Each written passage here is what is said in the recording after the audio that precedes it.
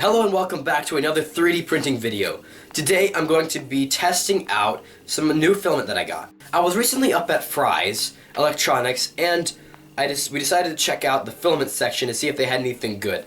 Last time I was there, which was about a year ago, they had some stuff. I actually ended up buying some ABS, but it wasn't like a great deal or a good quality kind of.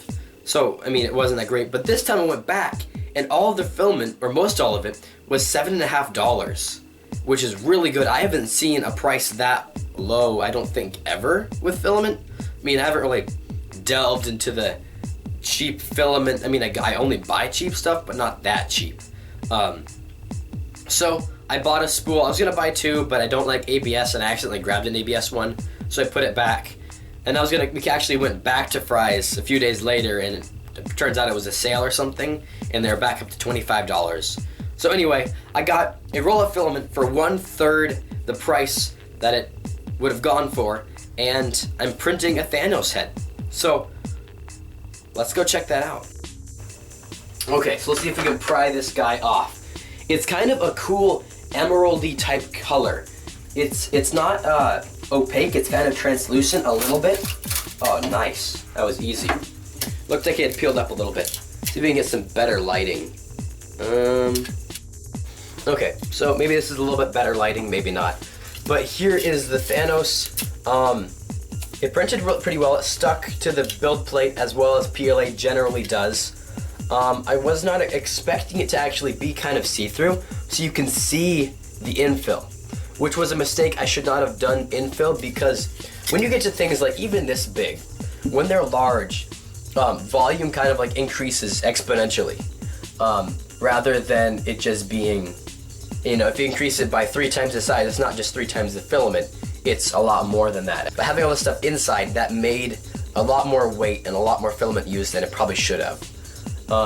What I should have done is increase the top and bottom thickness, so made that pretty thick, and then, and the walls, made those pretty thick too, and then just done 0% infill. That way it's hollow, but it's strong enough on the top, sides, and bottoms that it can hold itself. So I'm gonna pull, but there was some issues back here. I'm not exactly sure why, but I would say this filament is great. The looks of it are probably better than a lot of my regular filament. So I would say this is worth like a $20 filament, I would say. Definitely worth its price. I probably would not pay $25 for this, but $7 I would totally pay. I'd get a bunch of rolls of this if I could. I'm gonna pull this off and show you guys the final product. Okay, so I got the supports off. There we go. So the stuff under his chin is gone. His little ear holders are gone. Also, I did kind of trim off some of the weird stuff here, but I also want to share with you guys a tip that you can do. So you see how this is shiny and it's smooth? And right here where I chopped it off, it's kind of rough and it looks kind of white because of all that. Well, what you can do is you can hit it with a heat gun and fix that. So I'm gonna do that right now. You just make sure it's hot and it's close, and you don't put it on too long so you don't start warping the frame of it. And it should mostly get rid of that kind of uglyish look and kind of make it blend in. This works especially well around the edges when you have a brim that sticks really well, and you try to peel it off, you need to have you scrape it off. You get those light little edges on it. It also happens with when you pull off supports, when you have to rip it off. It just takes away that shine that came when it was first heated up. So you just hit it with the heat gun and it kind of brings that back. So I'm gonna do that real quick and show you, see if it looks any better. Okay, so there I kind of hit it with the heat gun. I did actually end up starting to warp this, so that was a little bit of a mistake. But it looks a lot better right there. It's not as glaringly white.